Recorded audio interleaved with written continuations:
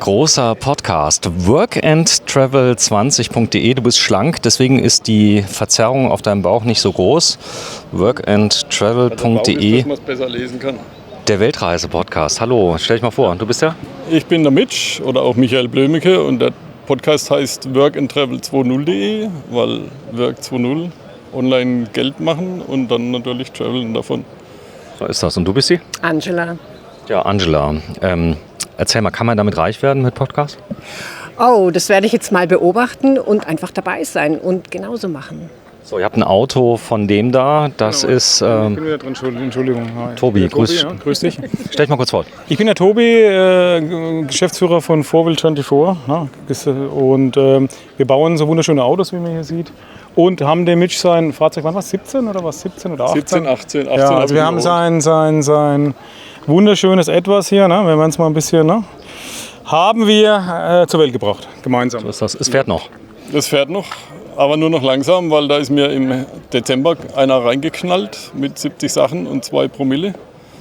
Und deswegen Wo war das? auf der Landstraße bei Eppingen.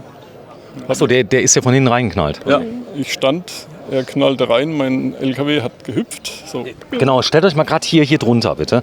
Da habe ich etwas mehr, genau, jetzt kann ich euch etwas besser sehen, was da ist. Echt, der ist hinten reingeknallt. Ja.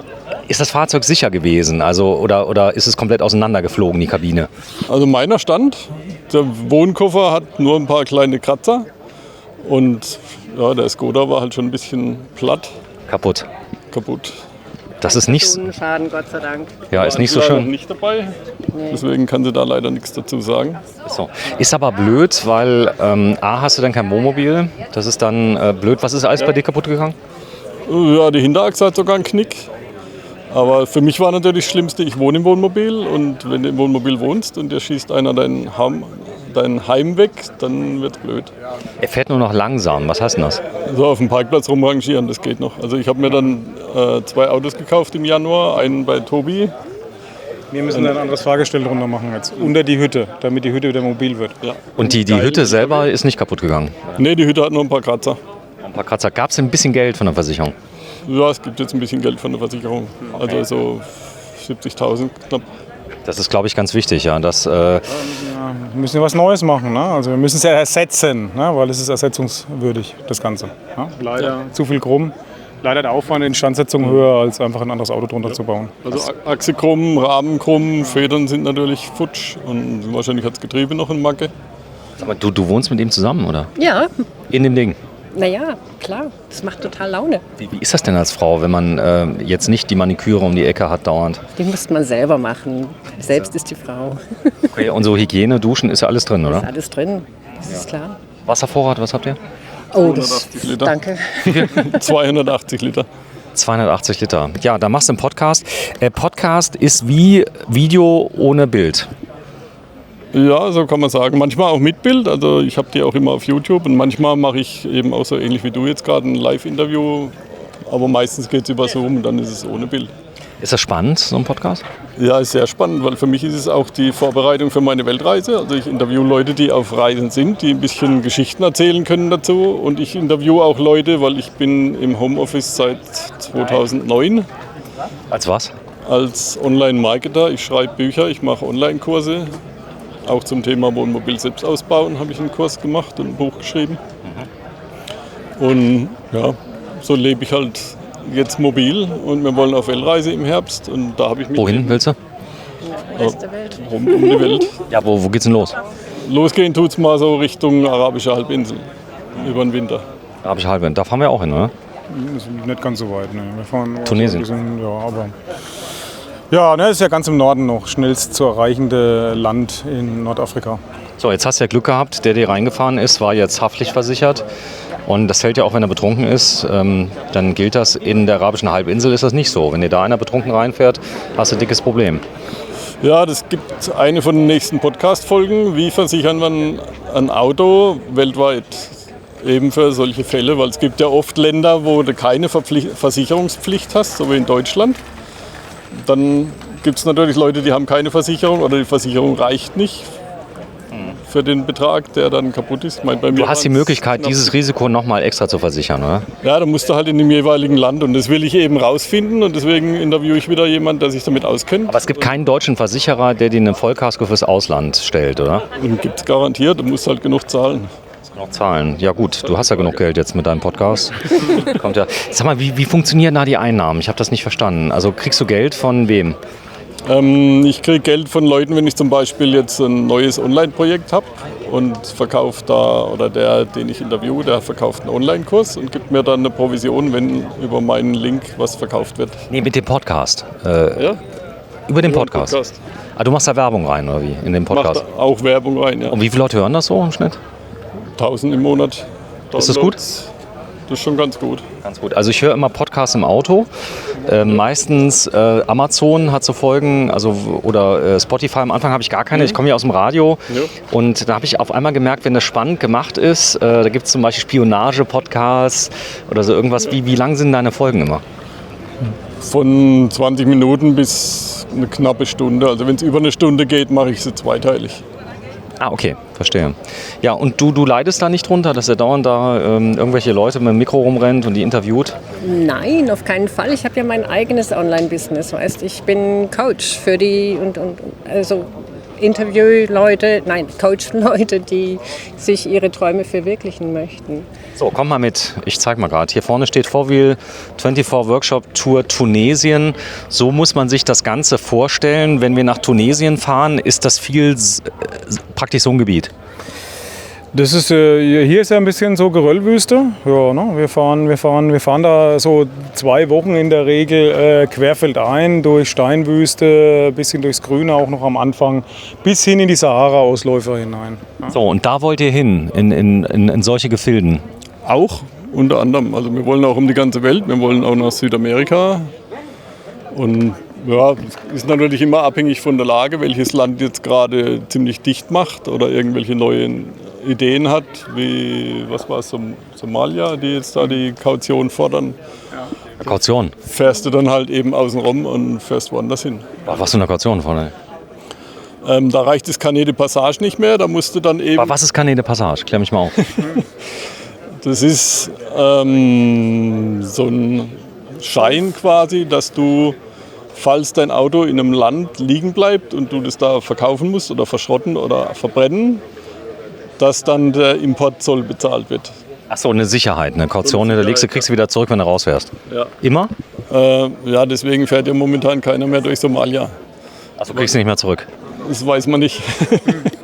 Es gibt ja Länder, da ist das nicht wie in Deutschland hier, 0,8 Promille und alles reguliert und da steht ein Schild mit 80 und so.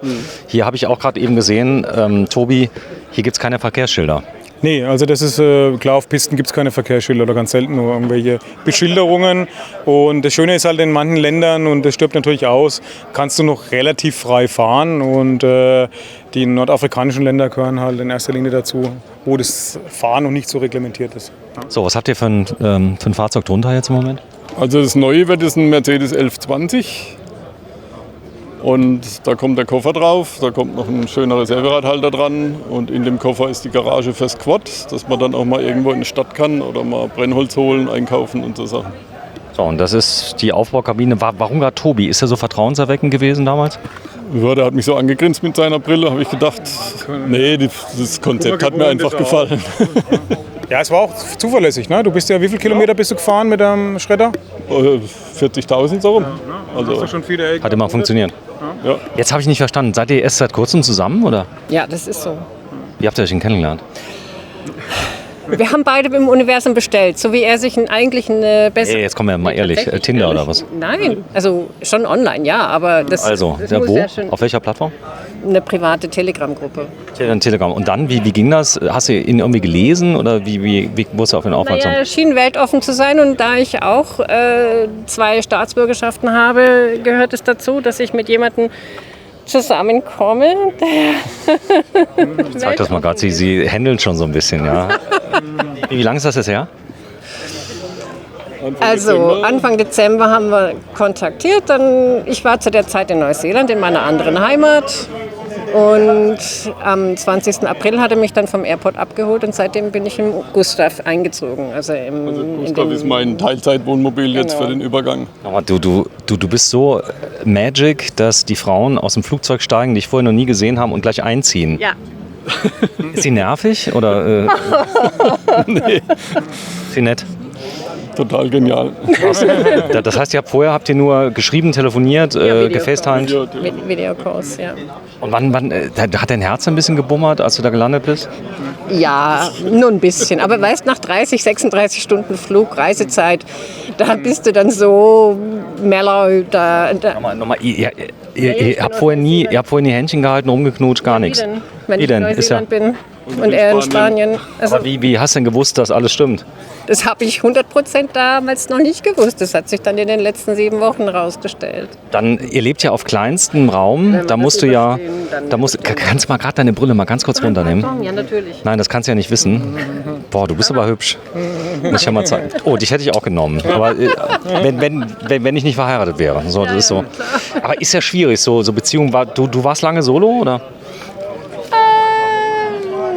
Jein. Ging so. Ging so. Ich habe durchaus Versuche gehabt für eine Beziehung. Man wird ja dann, ich sag mal, anspruchsvoller. Weil irgendwann sagt Ja, man, ich finde, ab gewissem Alter, und da gehörst du ja scheinbar auch dazu, weiß Ja. man doch genauer, was man möchte. was bist du im Baujahr? 66. Ich bin So eine 68. Dame nicht. Ich kann ja mal fragen. Ich meine, sie kann ja sagen, ich sag's ja nicht. Ja. Aber der 66, das waren immer die mich verprügelt haben im Gymnasium. Ja, Die waren klar. 2 Jahre älter als ich. Aber das waren die Jungs, nicht die Mädels, oder? Ja. So, guck ich mal gerade. Nee, ich finde das toll, dass ihr beide euch gefunden habt, weil du eben gesagt hast, Universum und so. Du sagst also, die Macht der Gedanken kontrolliert daneben. Es ist nicht die Macht der Gedanken, es ist tatsächlich die Macht der Vibration, also der Energie, die man jeden Tag wieder neu aufbaut. Und das geht rauf und runter und die Tiefs sind notwendig, damit man weiß, was man möchte. Und entsprechend reguliert man das dann. Das Leben ist ja immer ein Rauf und Runter, oder? Absolut. Also glaub mir, ich war auch schon in tiefen Tiefen. Und ich kann jetzt der Tiefe die Macht geben, mich komplett zu übermannen und mir jegliche Lebenslust nehmen zu lassen. Oder ich kann es anders machen. So, ich zeige das mal. Also ist ja ganz wichtig, dass man einen Partner hat, der einen nicht dauernd runterbringt, oder? Ja, genau. Der einen aufbaut, der an einen Ja, glaubt. der einfach einen versteht, einfach auf der Ebene auch. Und das war einfach perfekt, wie wir uns gefunden haben. Und Seit wie vielen Monaten jetzt? 6 ungefähr. naja, seit 7 Wochen sind wir 7 Wochen. zusammen als solches Jahr. Ich bin am 20. April in Deutschland angekommen. Und Ach, ja. das ist noch ganz frisch? Ja, klar. Wir sind Toll, taufrisch. oder? Tja, dann will ich euch nicht so lange belagern. Ihr wollt ja gleich wieder ins Reisemobil, nehme ich an, oder? So, ich zeige das mal ran. Wir wohnen jetzt in einem 42 Jahre alten Van. Damals gab es natürlich das Wort noch nicht in Mitteleuropa oder Deutschland. Freunden dem Vanlife und ja, freuen uns drauf, wenn Tobi dann mal. Ich sag mal, du bist überall sie am Anfassen und Touchen. Nee, super. Also das heißt, ihr habt euch gefunden. Also meine Frau ist ja nach 5 Tagen bei mir eingezogen. Also die war ja genau die gleiche Geschichte. Wir sind immer noch zusammen. Jetzt, ich glaube, 8 Jahre verheiratet, aber 14 Jahre zusammen. Und das ist so, manchmal ist es so. Aber ich muss sagen, meine Frau, die hat bei uns die Lederhosen an. Also die ist schon straight, die sagt, was sie will. Wichtig, oder? Ja, aber das gilt für beide Seiten. Das ist ja ganz wichtig, dass man ganz klar sagt, bevor es zu einer Krise kommt, also wenn dieser berühmte Sand im Getriebe, wenn der zu spüren ist, dass man das vorher einfach sagt, bevor es dann explodiert und eskaliert. Das ist ja unnötig. Wir sind so alt, ehrlich, wir sind so lebenserfahren. Also ich meine jetzt nicht nur uns beide, sondern alle. Aber was sagst du, wir sind so alt, hast du Ja, gesagt? nicht so alt, dass man einfach das mittlerweile gelernt haben sollte, sich auszudrücken und zu kommunizieren, bevor es schwierig wird. Hat schon mal ein bisschen gekriselt? Einmal, da war ich hungrig, das ist nicht gut. Wie ging das dann? Hast du gesagt, hier, ich will was essen? Das wäre alles in Ordnung gewesen, er hätte nicht ein Wort gesagt und dann war ich und dann, Welches Wort hat er dann gesagt? weiß ich nicht mehr, selber schuld. Nee, das waren 2 Selber Wörter. schuld. Selber schuld, hat er gesagt. Ah, da hat sie direkt mal so gelbe Karte gezeigt. Hunger hat und vor dem Futter sitzt quasi. Ja, ist egal. Im Prinzip darf ich mich niemandem zumuten, wenn ich hungrig bin. Also. Ja, sozusagen. Okay, verstehe. Genau. Ja, 4Wheel24, das sind Geschichten aus der Augsburger Puppenkiste hier bei 4Wheel24. Wie viele Fahrzeuge hast du denn verkauft in deinem Leben? Also wir sind jetzt so knapp bei 200 schon, die wir gebaut Also haben. 200? Verkauft natürlich jetzt ein bisschen mehr, weil viele davon ja jetzt erst anstehen. Vielleicht sind es dann 250 etwa. Ne? Aber hier, tolle Geschichte hier, der Weltreise-Podcast. Und was ich cool finde, ist, Tobi ist sehr nahbar. Der ist aber auch so ein Typ, sehr straight, hat ein tolles Team, kann man schon sagen. Oder? Ja, klar. Ich kenne auch einige von seinem Team. Ich bin ja jetzt seit wie vielen Jahren quasi in der Firma? Seit 6 Jahren. Immer wieder Besucher. So, wir haben einen Geldbetrag ausgemacht. Kannst du den mal ganz kurz zeigen für das Video, für die Aussage? Zeig mal bitte. Habe ich rausgenommen schon. Hast du schon rausgenommen? Gelegt, ja. Ah, okay, weil er hat ja gerade eben ein Bündel 50er dabei. Und ja, Kleine Scheine. kleine Scheine, dass du hier was Nettes sagst. 4Wheel24, ich wünsche euch viel Erfolg. Ja, Das ist das Thema heiraten jetzt irgendwann mal, steht das auf der Tagesordnung? Kinder? Klar. Kinder bringen wir 6 in die Ehe. 6 Stück zusammen. Ja, genau. Enkel schon? Nein. Ich habe schon 3, deswegen. Oh, alles gut dafür. Das ist so. Nein, meine Jungs sind noch zu jung dafür. So, Jungs sind zu jung, du ziehst jetzt, ihr wohnt wirklich auf engstem Raum zusammen. Da hört man aber auch alle Geräusche, muss man sagen. Wenn jemand zum Beispiel auf Toilette ist und der Frosch mal quakt. Das muss man aushalten können. Also wir sind ja alle Menschen. Wenn es menschelt, dann menschelt es. Das ist einfach so. Du magst irgendwas an ihr nicht? Nö. Alles. Mir hat nichts Okay. aufgefallen. Super. So, dann frage ich mal ein Ja. Mal gucken. Aber ich vermute, das wird klappen, oder? Ich denke auch, ja. Also ich habe ein gutes Gefühl jetzt. Also wirklich. Ja, gute Ausstrahlung und alles. Ne? So, wir filmen jetzt mal die 5-Minuten-Terrasse. Das ist interessant. Freitragend in 5 Minuten aufgebaut und da stand ein Mitarbeiter gerade davor. Und du kennst das ja, wenn du ein Wort nur teilweise lesen kannst, dann ergänzt dein Gehirn den Rest. Genau. Und der stand vor dem aufgebaut, dem B. Und da stand freitragend in 5 Minuten aufgebrochen, habe ich dann gelesen. Und nicht aufgebaut. Aber da werden wir uns das gleich mal angucken. Ja, wir haben extra das Freitragen in 5 Minuten aufgebaut dazu geschrieben, weil die ersten Leute haben gesagt, was hält nur 5 Minuten? Eine 5-Minuten-Terrasse. Ne? Achso, die 5-Minuten-Terrasse. So, ein bisschen Werbung noch für deinen Shop. Podcast. workandtravel20.de. Reinhören kostet nichts und schmerzt auch nicht. Und ich habe schon geile Geschichten. Ich habe zum Beispiel Heinz Stücke interviewt. Wen? Beziehungsweise nicht interviewt, das war ein bisschen schwierig. Wen? Heinz Stücke, der ist über 50 Jahre mit dem Fahrrad um die Welt gereist. Der ist total Du kennst ihn? Ja, ich habe von dem auch mal gelesen. Er ist echt ein cooler Typ. 50 Jahre. 50 Jahre. Also er streitet sich, er sagt, ich glaube 50 Jahre ununterbrochen, in Wirklichkeit noch länger. Und jetzt hat er ein E-Bike. Nee, jetzt hat er ein bisschen Probleme mit den Knochen und sortiert seine Bilder. So, dann viel Erfolg. Dein Vorname nochmal? Angela. Angela und Mitch, Mitch. Alias Michael, mach mal gerade. Blömecke. Tschüss, euch beiden. Ciao. Ciao.